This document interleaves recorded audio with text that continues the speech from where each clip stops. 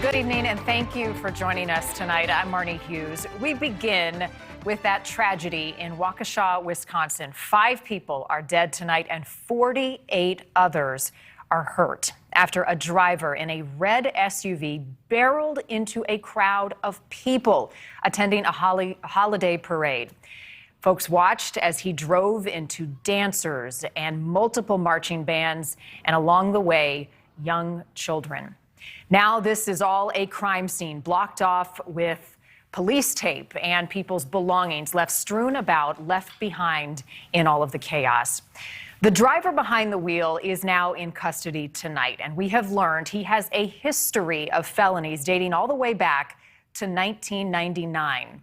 And it is not the first time he has been charged with deliberately running someone over with his car. So why was he not behind bars? I'm going to ask those questions to an attorney in just a moment. What the DA's office has to say about that tonight.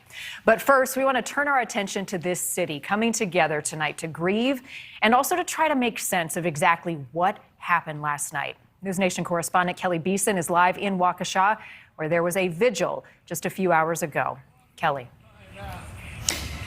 There was, Marnie, and some people telling us this was the most traumatic experience they have ever had in their community. Many coming out to this vigil tonight to help those impacted find peace. Tonight we gather to let those injured know that we are here for them. An evening united as Wisconsin residents lift each other up in prayer.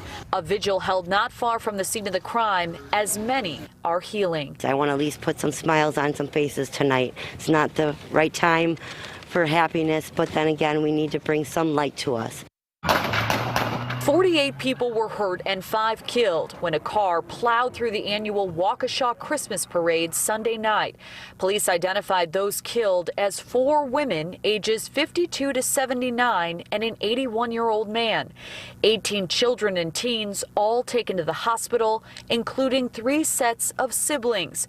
6 of the injured juveniles are now in the ICU.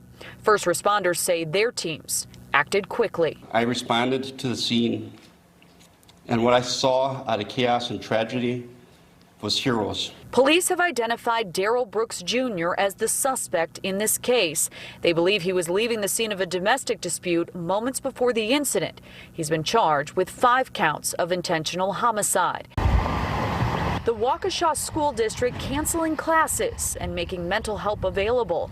One father taking the opportunity to lay flowers with his children at a growing memorial. Knowing that we had neighbors and friends that were down here that were affected, it felt like the right thing to do. A mother who wanted to remain anonymous says she brought her 7-year-old son to the parade. I seen a person get hit and fly right next to me.